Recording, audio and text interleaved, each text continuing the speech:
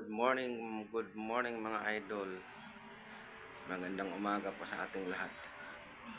Nakatapos na natin maligo. Tayo ay magpe-prepare na naman para lumabas. Right? So, bihis lang muna tayo.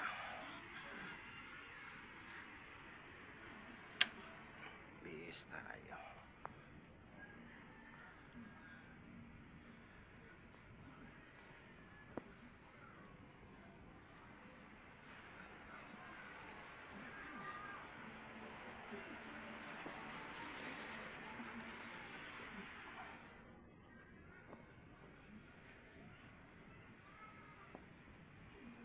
Yung panahon mga idol, uminit, pero kanina ang dilim, akala ko nga uulan na. So maganda ang panahon ngayon. Medyo uminit siya. Medyo uminit ang panahon.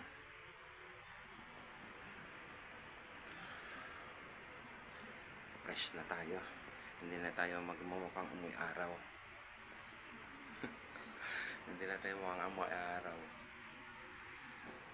Back na naman tayo.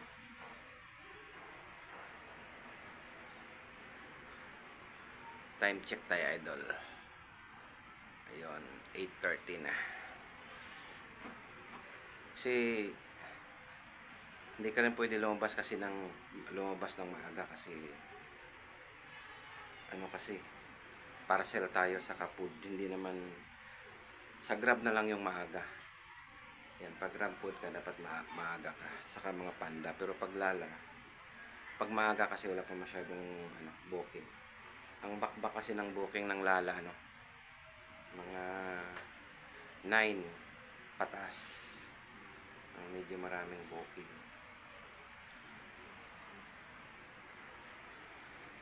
Tripod lang tayo muna.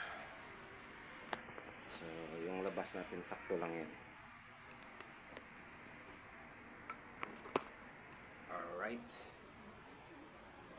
bilis lang tayo. Ayay.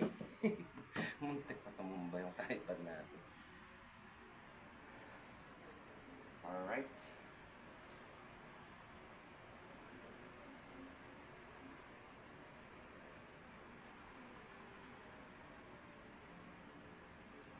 Saan ba tayo para hindi tayo matuig ng pawis sa likod?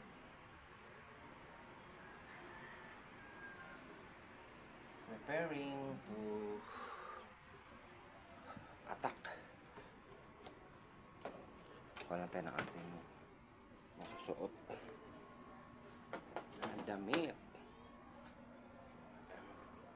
Ayun.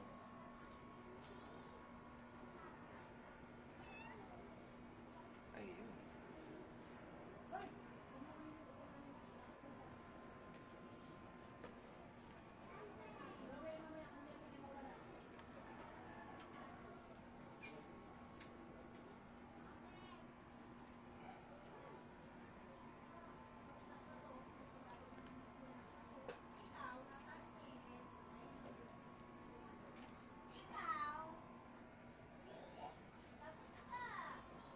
Doon ka namin. May pusa kami dito na intruder. Mapasok sa bahay. Mapasok sa bahay, pinapakain. Ayan siya. Ayan. Miming. Ayan na. Mapasok sa bahay yan. Naghahanap ng pagkain. Kaso, pag nakita itong dalawa kong alaga, ayan. Okay. Papaw. Papaw. Papaw. Papaw. Ayan. Pag nakita nila yon, kinukuyog nila, kaya hindi ko pinapapasok. Sa labas lang.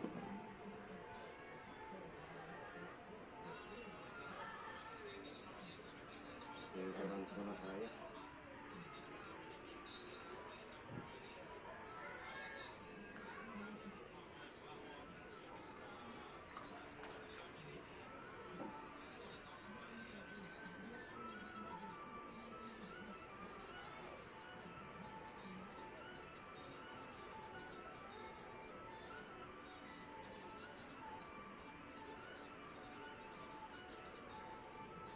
ready na to attack. Ang init mga idol. Sobrang init.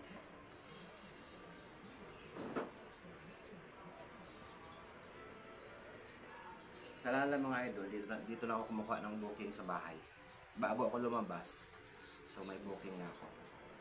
Kasi dito pa lang sa may mapasok na book. Kaya sa bahay pa lang, dito na ako nakukuha ng booking. Kaya paglabas ko, may na ako. Meron akong i-deliver. Hindi mo na kailangan maghanap pa kung saan lugar ka maghanap ng booking mo. Sa bahay, dito sa bahay, nakakuha na ako ng booking. Ay siya nga pala kung sino yung may mga 4-wheel dyan, mga sedan, SUV, UV, PM nyo sa akin, mag-comment kayo dyan sa baba kung sino yung mga nakakapanood na gustong maglalamove. Meron po tayong link, pwede ko kayo pasahan ng link para makapag-apply kayo sa Lalamove. May link po tayo. Kasi kung may 4-wheel din ako, pwede ko ipasok sa sa Lalamove. Ito paano? Van, L3, sedan, basta mga ganyan, motor. Pwede ko kayong pasahan ng link para kayo makapag-apply sa Lalamove. Simple lang naman yung mga requirements nila pag napasa mo yung link. Ipasa mo lang yung mga requirements.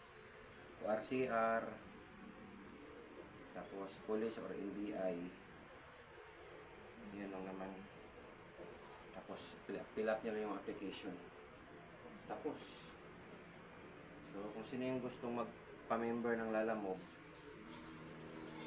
mapa 2 wheels man yun o 4 wheels, comment na kayo sa baba. Pwede ko kayo guys tulungan kung sino gusto. Pwede po tayo tumulong makapasok sa Lalamove. Kasi guys, hindi man nalalamove ngayon kasi wala na silang kakompetensya ngayon. Kasi dati may kompetensya sila sa mga parcel, yung borso ay nagsarado na. Dati rin akong nagborso kaso nagsara na yun. Kaya lumipat na ako sa Lalamove. Yung borso kasi guys, yun yung yun yung dating Speedy, kung natatandaan yung Speedy. Yun yung borso, binago na yung pangalan. Mga 1 year din ata ako, o 1.5 years ako nag-Speedy dati. Kaso nagsara sila. Tinalas na ng Lalamove. Lalamove kasi guys, ang malakas sa parcel ngayon. Unang-una, mababa kasi ang rate ng Lalamove. Depende na lang sa kausap nyo ng mga client nyo pag may padagdag kayo. Pag yung medyo mabigat yung dala nyo, nasa sa inyo na yan. Okay, may mga inuulit ko, may mga gusto papasok dyan sa Lalamove na may mga L3 na gusto nyong ipasok sa Lalamove delivery van. Pwede po tayo, kahit mayroon kayo panghakot bahay, yung mga truck, pwede natin ipasok sa Lalamove yan, mga van. Pwede natin ipasok. Yun guys, no? Yun lang at tayo ay aalis na. Bye-bye! Magandang umaga sa inyong lahat. Sana makarami tayo ngayon ng booking. God bless all. Bye-bye!